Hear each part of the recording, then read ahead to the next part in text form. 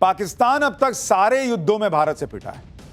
सिर्फ ऑपरेशन सिंदूर की बात नहीं कर रहा हूं, इसके पहले भी हमेशा ही पिटा है, लेकिन उसने हमेशा अपनी पब्लिक को जीत की झूठी कहानियां ही सुनाई।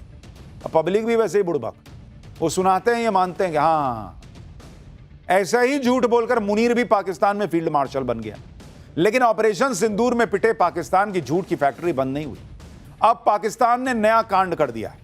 ऑपरेशन सिंदूर पर पाकिस्तान ने फेक न्यूज की जो फैक्ट्री शुरू की थी, उससे अब नया माल ताजा ताजा बाहर आया है और इसका शिकार पाकिस्तान के स्कूलों में पढ़ने वाले बच्चे बनाए जा रहे हैं। कहा जा रहा है कि पाकिस्तान ने ऑपरेशन सिंदूर से जुड़ा एक चैप्टर स्कूल की किताब में शामिल किया है। भारत से पिटाई को स्कूल की किताब में भारत पाकिस्तान जंग बताया गया है। बताया गया कि पाकिस्तान ने इस युद्ध में भारत को बुरी तरह हरा दिया। स्कूली किताब में असीम मुनीर को पाकिस्तान का महान फील्ड मार्शल बताया गया है। अब बताइए, बच्चे यही सब पढ़ेंगे तो वो असद राव जैसा वही ना करेंगे, नौटंकी मैदान में खड़े होकर।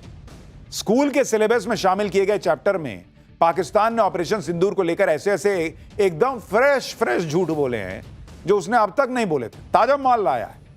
ऐसे ऐसे दावे किए गए हैं कि खुद पाकिस्तानी भी सुनकर शॉक्ड हैं। अरे बॉस, ये तो हमको भी नहीं पता था, ये कहां से पढ़ा रहे हो। यहां तक कि किताब में सीज फायर को लेकर एक ऐसा दावा किया गया है जिसे ट्रंप भी पढ़ लेंगे तो असीम मुनीर का कॉलर पकड़ लेंगे कि क्या पढ़ा रहे हो जी। सब आपको आज बताऊंगा। पाकिस्तान में स्कूल की किताब में असीम मुनीर के फर्जी जीत के दावों पर पाकिस्तान में क्या चल रहा है, यह भी दिखाऊंगा। भारत के ऑपरेशन सिंदूर से बिलबिलाता असीम मुनीर पूरी दुनिया में अपनी झूठ की दुकान खोले बैठा है। अब उसने पाकिस्तान की आने वाली पीढ़ी को भी गुमराह करने के लिए स्कूली किताबों में झूठी जीत का चैप्टर ऐड करा दिया, जिसकी हेडिंग है पाकिस्तान इंडिया वॉर ऑफ 2025। यह चैप्टर किस क्लास की बुक में शामिल किया गया यह तो पता नहीं, लेकिन इस चैप्टर में ऐसे ऐसे झूठ बोले गए हैं कि सुनकर आपकी हंसी निकल आई। पहला झूठ जो बच्चों को पढ़ाया जा रहा है कि पाकिस्तानी एयरफोर्स ने भारतीय सेना के 26 ठिकानों पर अटैक करके उन्हें तबाह कर दिया। 26 ठिकानों। दूसरा झूठ, पाकिस्तान ने भारतीय सेना के कई फाइटर जेट मार गिराए, जिसमें 4 राफेल भी शामिल थे।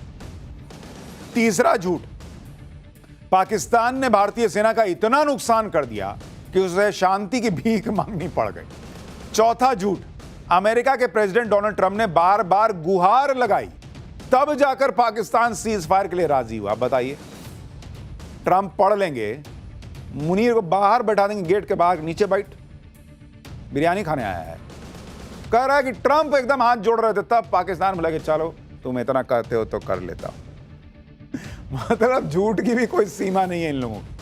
अपना महिमा मंडन करने के लिए मुनीर इतना गिर गया कि वो ऐसी कहानियां बनवा रहा है, कोई सिर पैर नहीं।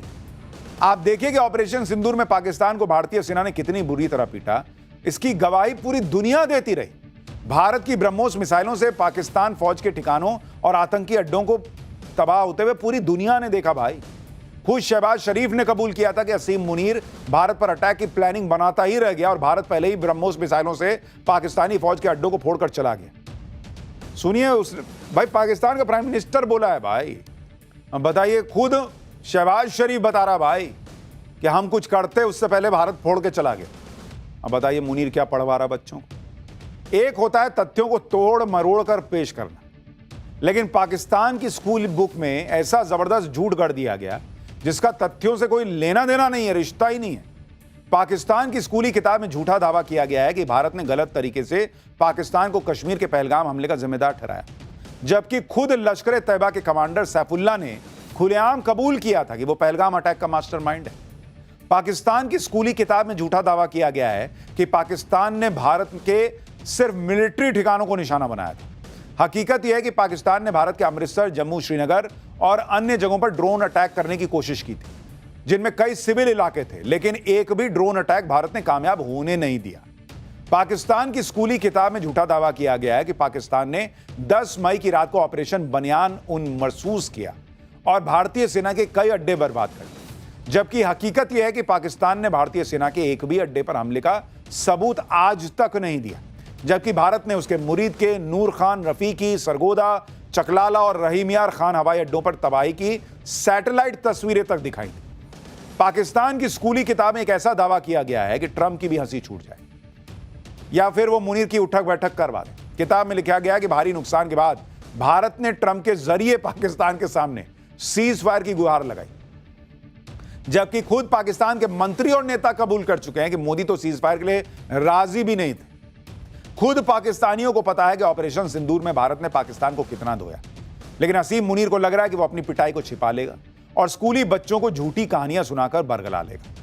भाई उसको यह भी तो पता है, देखना है ना भाई, कि जब आने वाले समय में इस तरह से सेना में तो कोई आएगा नहीं, क्योंकि सबको पता रहेगा कि भारत तो बहुत मारता है, हम लोग तो लड़ नहीं पाते। तो झूठ बताएगा तभी ना कोई तैयार होगा पाकिस्तान की फौज में आने के लिए। झूठ के चैप्टर में पाकिस्तान ने यह सच छुपा लिया कि भारत ने पाकिस्तान में आतंकी अड्डे तबाह कर दिए। 100 से ज्यादा आतंकी ढेर हो गए, जिनके जनाजों में खुद पाकिस्तानी फौज के अफसर गए थे। पाकिस्तानी फौजियों ने आतंकियों के जनाजे कंधे पे ढोए थे। यह सब नहीं बता रहा है पाकिस्तान। अच्छा, कह रहा कि भारत में 26 जगह हमने जो है वो मारा। 26 जगह मारे तो बच्चे तो क्रिकेट देखते होंगे, वो पूछेंगे वो जो रऊफ था वो 6-0 क्या दिखा रहा था जब 26 जगह मारे थे? 6 के आगे गिनती नहीं आती क्या उसको? लेकिन क्या है, झूठ बोलना है, जितना फेंकना है फेंको। और अब पाठशाला की वीकेंड क्लास का नेक्स्ट चैप्टर। बॉस, प्रधानमंत्री नरेंद्र मोदी फाइटर जेट की लाइन लगाने वाले हैं। 4th जनरेशन से लेकर 5th जनरेशन और स्टील्थ कैटेगरी के लड़ाकू विमान हिंदुस्तान के आसमान में गर्जना करते दिखाई देंगे।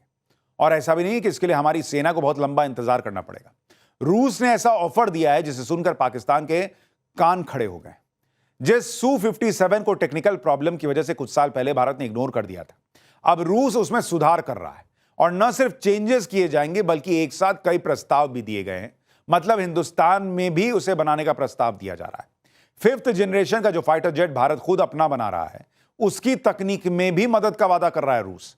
और भी बहुत सारे फायदे रूस की तरफ से गिनाए और बताए जा रहे हैं। मोदी और पुतिन की केमिस्ट्री तो हर कोई जानता है। क्या पता मुनीर और शहबाज के साथ बड़ा खेला हो जाए।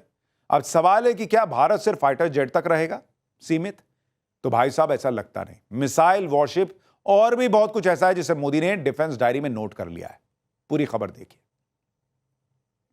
रूस भारत का पुराना पार्टनर है और जब से ट्रंप ने टैरिफ वाला एपिसोड स्टार्ट किया उसके बाद से भारत और रूस की केमिस्ट्री के चर्चे फिर से प्राइम आर की तरह है। रूस से अतिरिक्त S-400 को लेकर बातचीत चल रही है और इसी के जरिए वो हिंदुस्तान को एयर डोमिनेंस के फायदे गिना रहा है। इसी साल के आखिर में रूसी राष्ट्रपति व्लादिमीर पुतिन भारत आ सकते हैं और बहुत संभव है उससे पहले Su-57 से जुड़ी सारी औपचारिकताएं पूरी कर ली जाएं।